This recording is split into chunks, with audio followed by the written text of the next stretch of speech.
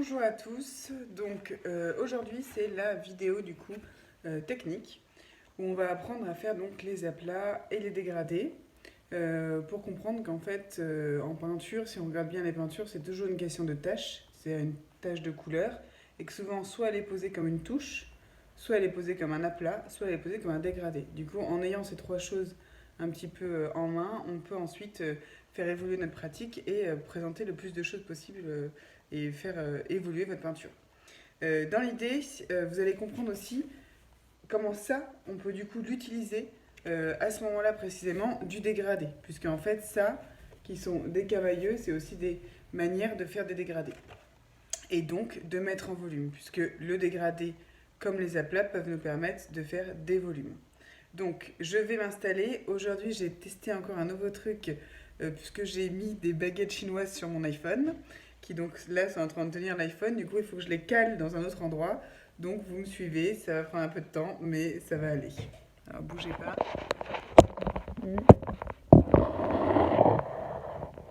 Alors, du coup, je cale. Tac, normalement, comme ça. Et comme ça, pas mal. Là, vous voyez un tout petit peu mon scotch qui délimite ma zone. Mais on va dire que pour aujourd'hui, c'est pas si mal. Donc, nous, notre idée, c'est tout d'abord, qu'est-ce que c'est qu'un aplat? Alors, un aplat, donc pour ça, je vous ai pris des artistes. C'est une zone de peinture, hop, qui n'est pas, hop, sur laquelle il n'y a pas de différence, si vous voulez, d'effet. Là, c'est des zones de peinture qui sont uniformes. Vous voyez ce que je veux dire? Ça, c'est Gerhard Richter. Et donc, en fait, là, lui, il a fabriqué des sortes comme ça de nuanciers où chaque petit carré comme ça est un aplat, c'est-à-dire une zone de peinture unie et uniforme. Donc ça, c'est la première chose. À quoi ça va nous servir? Alors, attendez, est-ce que j'ai mis deux choses? C'est que si on regarde ici, cette peinture-là, on voit en fait qu'une peinture, c'est toujours Gerhard Richter, est fabriquée comme ça de touches et donc de zones plus ou moins d'aplats. Donc en fait, on se rend compte qu'en sachant faire des aplats, on peut venir apposer différentes couleurs les unes à côté des autres et donc ainsi créer comme ça des volumes. Là, c'est le cas avec cette montagne. Ah, que je dois vous montrer dans le bon sens. Ça, je viens d'y penser. Voilà, donc ça, c'est une montagne et effectivement, on se rend compte ici que toutes les taches de peinture fabriquent comme ça notre volume comme ça et tout le relief. Et c'est justement juste ces taches de peinture juxtaposées. Donc ça, c'est pour Richter. Ensuite, en ce qui concerne le dégradé, un dégradé, c'est du coup un passage entre deux couleurs. C'est-à-dire qu'on va prendre une couleur comme ça et la faire aller tout tranquillement vers une autre. Ça, c'est ce qu'on appelle un dégradé. C'est le passage d'une couleur à une autre. Ça va être plus ou moins régulier, plus ou moins rapide. Ça, c'est après chacun qui va créer des dégradés différents. Mais voilà, ça va être ça, des dégradés, où vraiment on passe d'une couleur à une autre. Et ça, donc on va apprendre à les faire. Ceux-là, ils ont été faits avec la peinture. Ok. Et ensuite, donc ça sert à quoi, par exemple? Où est-ce qu'on peut en observer plutôt, pardon? Par exemple, je mets dans le bon ordre, dans le travail de Katharina Gross, par exemple. Elle utilise beaucoup comme ça, cette forme de technique en dégradé comme ça. Elle utilise souvent un pistolet de peinture. Là, vous pouvez aussi voir un dégradé.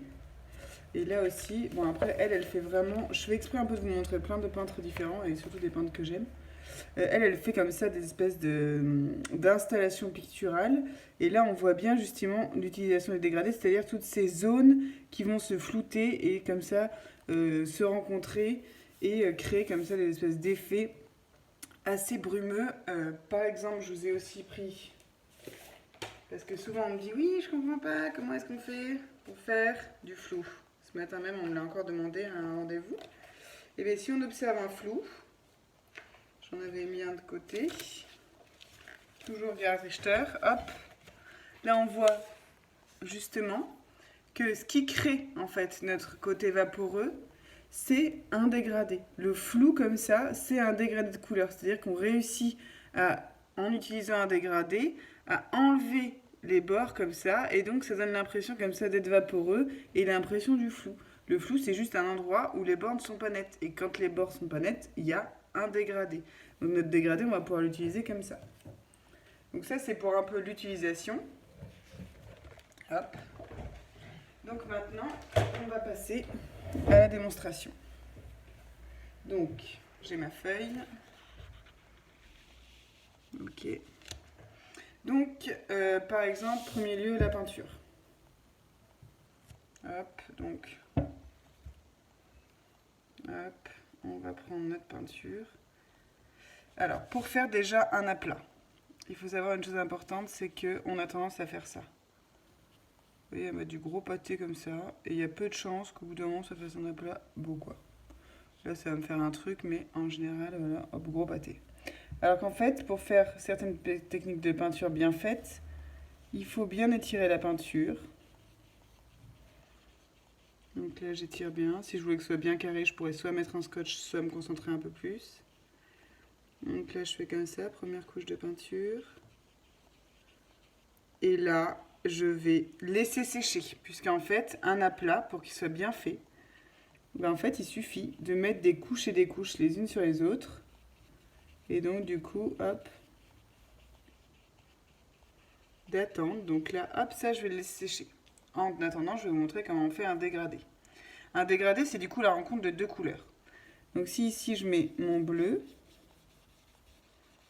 j'attends pas qu'il sèche. J'ai normalement un chiffon, là, j'en ai pas, j'ai oublié. Hop, je vais vouloir mettre mon magenta qui se transforme en violet. Et pour les faire se rencontrer, vous voyez, il faut que les deux peintures soient au même niveau. Du coup, en fait, je vais faire trimballer mon pinceau pour que mes deux peintures se rencontrent. Donc, vous voyez, j'appuie plus ou moins mon pinceau, se rencontrent comme ça pour créer des dégradés. Là, pareil, une fois de plus, pour avoir un beau dégradé, il faut faire ça plusieurs fois. Du coup, pareil, on laisse sécher. En attendant, on peut imaginer un dégradé avec juste du magenta. Donc pareil, hein, vous avez vu, hop, je mets mon magenta, j'attends pas qu'il sèche, j'attrape du blanc, hop, et je les fais se mélanger. Hein. On n'attend pas, on n'attend pas. Donc là, je vais faire comme ça, hop. Donc là, vous avez vu, j'utilise mon doigt comme chiffon, ce n'est pas très très bien. Mais hop.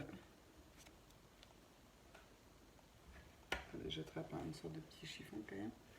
Hop, et ensuite on n'attend pas que ça sèche et on fait aller comme ça la couleur vers le blanc. Et là c'est pareil, en fait je vais, vous voyez, j'appuie de moins en moins avec mon pinceau pour justement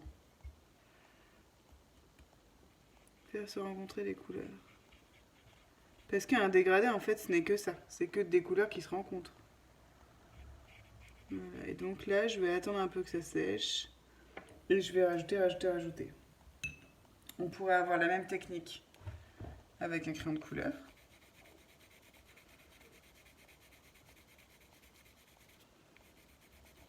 Donc j'appuie plus au début et je vais le lâcher au fur et à mesure. Mes crayons de couleur là, ils ont une drôle de texture parce que aussi il y a le papier qui joue. Donc là je vais réussir à faire un dégradé.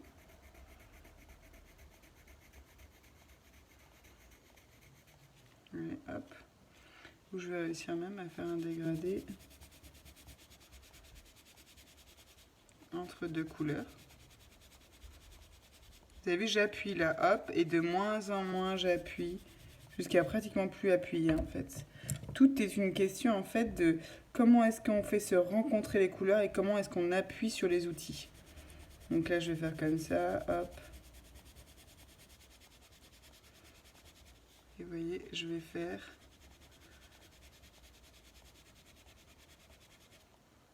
comme ça, hop. Et je vais même pouvoir montrer avec un crayon de couleur qui est plutôt normal, c'est-à-dire qui n'est pas aquarellable. Donc ça donne pas le même effet. Hop. Et ensuite, donc les crayons aquarellables ils sont utilisables comme ça ou alors comme ça.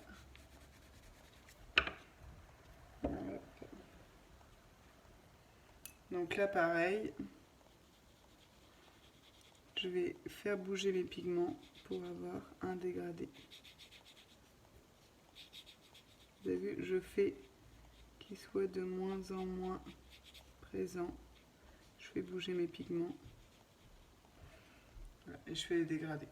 Donc ça, vous pouvez le faire un grand nombre de fois, hop, et vous entraîner le plus possible. Ok, que ce soit à la peinture, effectivement, hop. Pareil, hop, hop, hop, on attrape du blanc, on le fait se mélanger tout de suite. Vous avez vu, j'attends pas. Parce que l'idée, c'est que si on veut que les deux matières se mélangent, il faut vraiment, vraiment, vraiment ne pas attendre que ça sèche, puisqu'il faut que les matières puissent se mélanger. Ensuite, un dégradé aussi, ça pourrait être, là on parle d'un dégradé, ça pourrait être comme ça, des zones de couleurs qui sont les unes à côté des autres et qui sont plutôt en aplat.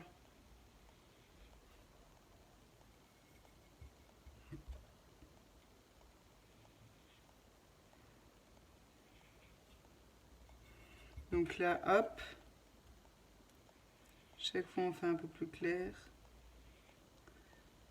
etc., etc.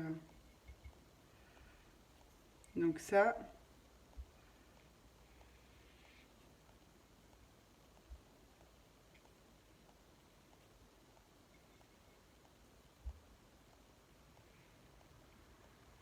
c'est aussi des possibilités qu'on a.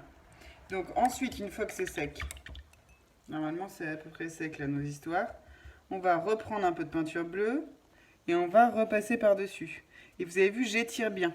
En fait, ça c'est au niveau de l'aplat, j'étire bien pour en fait que j'ai la même quantité de peinture partout. Et c'est ça qui va me faire un aplat qui va être beau. Et j'ai attendu que ça sèche. Parce que sinon, si j'attends pas que ça sèche, au bout d'un moment, en fait, ça ne peut pas fonctionner, ça ne peut pas s'ajouter. Donc là, c'est pareil, je vais rajouter.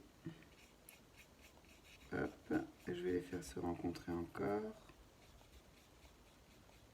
Vous voyez, là, je commence à avoir des beaux dégradés. Et en fait, plus vous allez mettre de couches, plus, bon, ça je le répète souvent, mais plus vous allez mettre de couches, plus le résultat est intéressant au final. Bon, là, évidemment, j'ai mal nettoyé mon pinceau, mais c'est pas grave. Parce que je n'ai pas de mine de chiffon. Donc, je suis en train de nettoyer sur ma nappe. Et sachez que je n'en ai pas beaucoup non plus. Hop.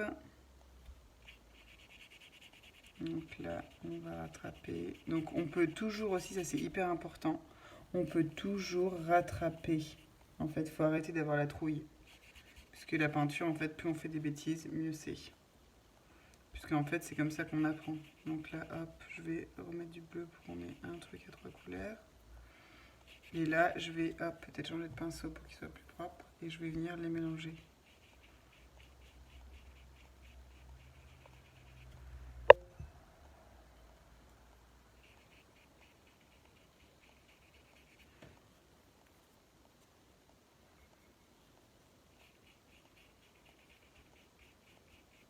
Vous voyez, on a différentes sortes comme ça de dégradés. Donc ça, c'est vraiment deux techniques qui sont importantes et qui servent justement comme ça à tester des choses et à réussir à être un petit peu dans l'expérimentation et aussi à essayer de faire des effets sur tous vos dessins, etc. Là, regardez, je vais vous montrer un tout petit truc. C'est si je fais ça avec un crayon de couleur qui n'est pas aquarellable et qu'ensuite, avec un feutre, je viens colorier par-dessus.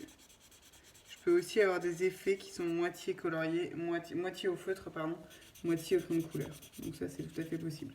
Donc ça, vous y penserez pour certaines de vos créations.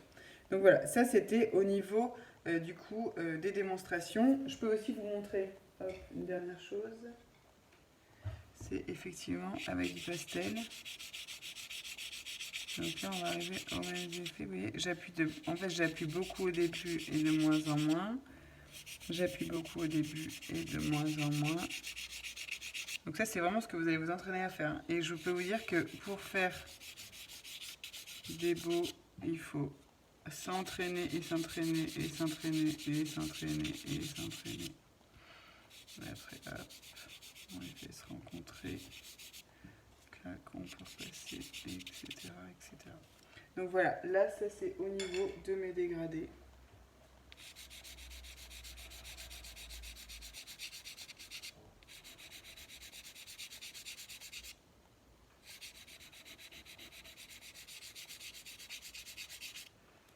Voilà. Donc on a nos aplats, on a nos dégradés. Ok. Donc hop, je vous ai fait la démonstration. Je vous en avais fait d'avance. Donc j'avais fait des dégradés. Alors justement, c'est là où c'est intéressant. Puisque on reprend en fait nos cercles qu'on a fait. Pourquoi je vous ai fait faire ça? C'est parce que si on pige la couleur, on pige aussi tous les effets qu'on peut faire. Donc, nos effets qu'on peut faire, c'est par exemple, on a dit qu'on pouvait aller vers le noir. Ça, on peut. On a dit qu'on pouvait aller vers, hop, la complémentaire. Donc là, du jaune vers la complémentaire. On a dit qu'on pouvait faire aller notre jaune, ou notre couleur en tout cas, vers l'une des couleurs sur le cercle chromatique. On a dit qu'on pouvait le faire aller vers une autre des couleurs sur le cercle chromatique. On a dit qu'on pouvait le faire aller vers le blanc. Du coup, en fait, on a, grâce à notre proposition de la dernière fois, toutes les possibilités qu'on peut faire avec différentes techniques comme je vous ai montré, toutes les possibilités, et là je vous avais découpé sur un magazine aussi un tas de possibilités justement de dégrader. Hop. On peut comme ça donc trouver un tas de façons de passer de ça à des possibilités de dégrader et du coup à des possibilités de peinture puisqu'on va l'utiliser beaucoup dans nos créations. Hop, donc ça c'est pour le dégradé. Et l'aplat, effectivement, il ne faut pas hésiter à l'utiliser aussi pour les juxtapositions de couleurs. C'est-à-dire qu'on va créer un aplat, mettre un deuxième aplat à côté, un troisième, et c'est comme ça qu'on va peut-être créer des volumes. C'est une possibilité aussi. Ce qui va nous donner des choses un peu de ce type. C'est-à-dire des zones comme ça. Alors je vais peut-être vous montrer de plus près. Vous voyez, où en fait on va, hop, je ne sais pas si vous voyez bien, avoir différentes zones comme ça, hop, qui vont nous permettre de faire ça. Alors, donc, pourquoi on montre ça? Parce que les dégradés, c'est des moyens de faire des volumes. Donc, j'ai créé un tas de volumes comme ça, des cercles, une fois de plus, pour vous montrer en fait que, voilà, on a cette possibilité-là en faisant juste des aplats, c'est-à-dire des zones de couleurs. On va avoir des possibilités d'aller vers une des couleurs qui est sur le cercle chromatique. On va avoir des endroits où on va aller plus vers la complémentaire, comme je vous avais montré aussi avec ce cercle-là.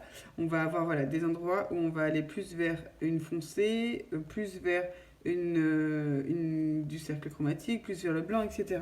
Donc ça, c'est autant de façons qu'il existe d'utiliser notre couleur, c'est-à-dire nos ronds qu'on avait définis de ce type, pour comprendre comment on fait des volumes. Donc, une fois qu'on a pigé ça, on va faire un truc, c'est qu'on va observer ça. Donc ça, c'est une feuille qui nous permet de comprendre comment justement on peut créer des volumes en utilisant nos techniques qu'on a compris jusqu'à maintenant. Donc on a notre couleur qu'on fait aller vers le blanc, notre couleur vers une des cercles chromatiques, l'autre des cercles chromatiques, etc. J'ajoute une complexité. Et là, on pourrait faire plein de sortes de volumes. Hein. J'avais fait aussi ça, et on pourrait en faire, etc., etc. Des ronds comme ça, et voilà. Et en fait, si vous regardez n'importe quelle image, mais n'importe quelle image, en général, tout ce qui est volume est fabriqué avec des nuances de couleurs différentes. Du coup, c'est vraiment en modifiant les couleurs comme ça qu'on va créer des volumes. Et à ça, je vais ajouter une petite complexité. Alors, voilà, je ne sais pas si vous voyez bien. C'est de passer effectivement... Là, on a du fondu. Là, on a des zones différentes, comme ça, pour créer des volumes. Là, on a des croisillons. Et là, on a des petits points. Des petits points, pardon. Et donc ça, on va pouvoir le faire. Alors, attendez que je vois aussi. Voilà. Ça, on va pouvoir le faire comme ça, avec différentes façons d'utiliser la couleur. Donc on va avoir comme ça des possibilités. On va rajouter de plus en plus de croisillons, de plus en plus de points d'une autre couleur. Et c'est comme ça qu'on va créer. Et là, je vous ai fait juste un exemple où on peut utiliser les deux, aussi bien un aplat que des pointillés. Et du coup, on va avoir différentes façons de faire les volumes. Ça, c'est le volume le plus simple qu'on fait en général au départ, puisque c'est une sphère. On peut très bien imaginer que si la lumière arrive ici, en fait, c'est la diffusion, en fait, comme ça, d'une couleur plus foncée qui nous donne l'impression visuellement du volume. Là, si je prends ici, c'est parce que là, il y a du clair et que ça devient de plus en plus foncé qu'en fait, on va avoir cette impression de volume. Donc, du coup, c'est ce que vous allez faire. Vous allez à la fois tester tous nos aplats dégradés et m'envoyer des petites images. Et à la fois, vous allez comprendre comment est-ce qu'on fait des volumes en utilisant des formes simples, c'est-à-dire en utilisant comme ça le cercle et en essayant, en faisant des diffusions comme ça, en faisant vraiment des zones, en faisant pareil des croisillons, des petits points ou les deux. Donc vous allez me faire ça. Et surtout, aujourd'hui, donc vous allez pouvoir le faire avec des feutres. Je vous ai montré en utilisant feutre et crayon de couleur. Mais aussi, on a dit un crayon à papier. C'est-à-dire que vous allez pouvoir, avec un critérium, faire cet exercice en essayant juste de comprendre comment les volumes sont fabriqués, en mettant des clairs et des foncés. Vous allez pouvoir utiliser des pastels et même peut-être des crayons bic en faisant des croisillons. Donc là, aujourd'hui, on peut utiliser un tas de choses. Ceux qui n'ont pas forcément le matériel nécessaire, je vous invite à trouver des moyens de découper des couleurs, des aplats, des dégradés pour essayer de bien piéger qu'on en trouve dans tout. Puisque si vous regardez au bout d'un moment dans toutes les images, vous allez vous rendre compte que les ciels, c'est des dégradés. Que la plupart du temps, il y a des dégradés dans les visages. Que ce qu'on imagine être le volume d'un visage, en fait, c'est tout à fait... juste un dégradé, que voilà, tout est assez simplement fait. Et juste avec des aplats et des dégradés. C'est un peu long aujourd'hui et c'est un peu plus blabla, mais en fait c'est un peu compliqué de vous expliquer ça directement. Donc là je reprends. Donc vous me faites cet exercice de tester plein d'aplats et plein de dégradés. C'est mes baguettes chinoises qui sont un peu en bazar. Donc plein d'aplats, plein de dégradés. Et donc du coup, on a l'impression d'être sur un bateau, mais ça va aller, voilà, c'est bon. Donc plein d'aplats, plein de dégradés, et vous testez cette solution d'arrondi pour essayer de trouver des manières de faire des formes comme ça géométriques en utilisant des lumières et des couleurs. Parce que moi, ce qui m'intéresse, c'est que vous fassiez des couleurs. Ceux qui n'ont pas, vous pouvez quand même le faire avec des crayons papier, mais essayez de me rendre comme ça des formes. Petite info. Pour les rendus, essayez de me faire des choses qui sont un petit peu jolies. C'est-à-dire que ne m'envoyez pas une photo mal faite, essayez de faire des petits efforts. Peut-être que vous installez un peu différemment les choses que voilà, peut-être que vous mettez un fond, peut-être que vous... Il y a quelqu'un qui a envoyé un truc avec son chat, bon, très bien. En fait, essayez de faire juste des images un peu jolies et n'hésitez pas à mettre votre prénom dans le titre de l'image, ça m'évite de passer du temps à retrouver tout le monde. Voilà, donc bisous bisous, à très bientôt et moi je vais vous faire l'autre vidéo sur l'application artistique. À tout de suite.